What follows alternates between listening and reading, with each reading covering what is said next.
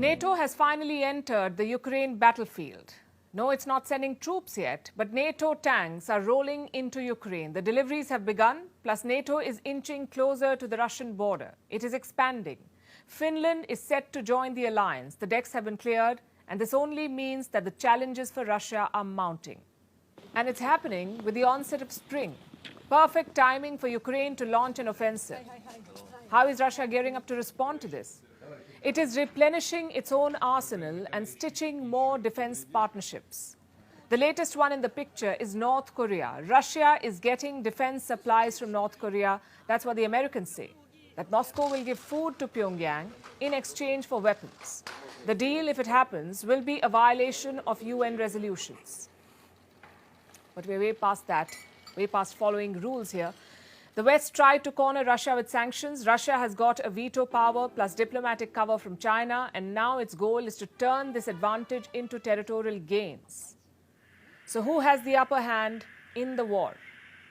Let's start with the latest. After weeks of waiting, Ukraine is finally getting the tanks it wanted. The Leopard tanks from Germany and the Challenger tanks from Britain. The UK is sending a total of 14 tanks. Germany has shared 18. We stand by Ukraine, which we support politically, financially, but also with arms deliveries and especially with the military training that both our countries provide. Germany and the Netherlands have jointly delivered armored infantry fighting vehicles and ammunition and are currently preparing, together with Denmark, the delivery of Leopard 1 main battle tanks.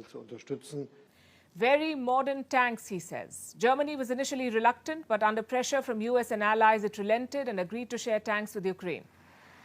Earlier, Norway had sent 8 tanks. What about the US?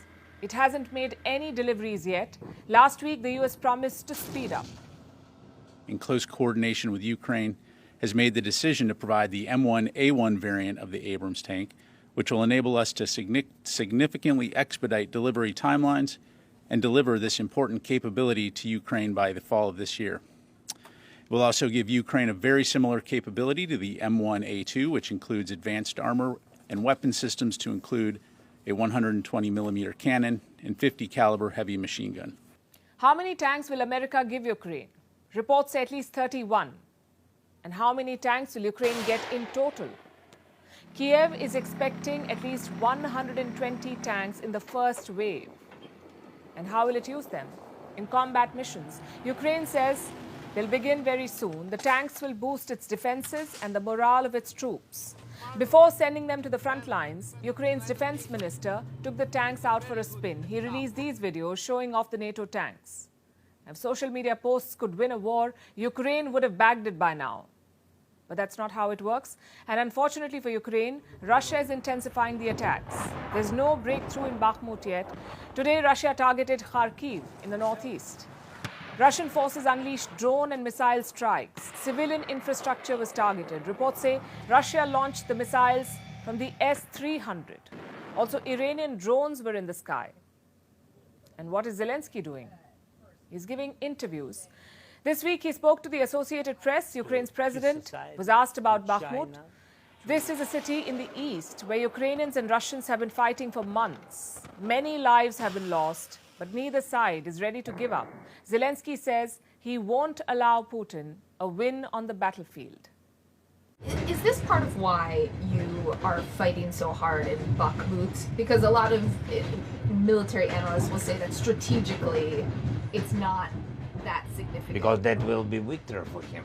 He will. And any victory. Yes, he will sell this victory. He will sell this victory to West, to his society, to China, to Iran, to all the countries. That is Zelensky's fear. He claims Putin will use a win in Bakhmut as leverage and push for a deal that will heavily favor the Russians. But Washington has a different assessment. It says Putin is not preparing for a negotiation. He's ramping up his military supplies. The US says Russia is sending a delegation to North Korea.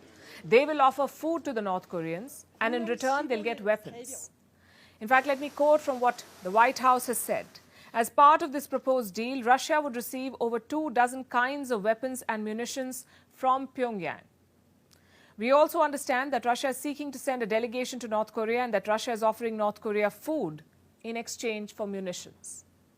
The idea is not far-fetched, but remember the West made similar claims about China too, that China will arm the Russians. That hasn't happened yet. So far, Beijing has only supplied dual-use equipment to Moscow. Dual-use are goods that are meant for civilian use but can also be repurposed by the military. The Chinese have not sent any lethal arms yet. This month, Chinese President Xi Jinping visited Russia. He presented his much-hyped peace plan. Putin supported it. The West rejected it. What about Ukraine? Zelensky did say that he wants to talk to Xi Jinping. And they were supposed to talk to each other, but it hasn't happened yet. Zelensky is still waiting for the phone to ring. Of course, I gave all the diplomatic and public and not public to President of China, to leader of China, and I want to speak with him because I had contact with him before full-scale war. Meanwhile, China's defense ministry says it's looking to increase military cooperation with Russia. The statement came yesterday. China said it would join hands with Russia to promote world peace. And I'm not making this up. The statement made no mention of military supplies. Either way, Beijing is firmly in Moscow's camp. It has been backing Russia in a steady yet limited fashion. And despite Xi Jinping's desire to be seen as peacemaker, there is no peace in sight. The war has completed 401 days, and both sides are adding to their arsenal to continue fighting.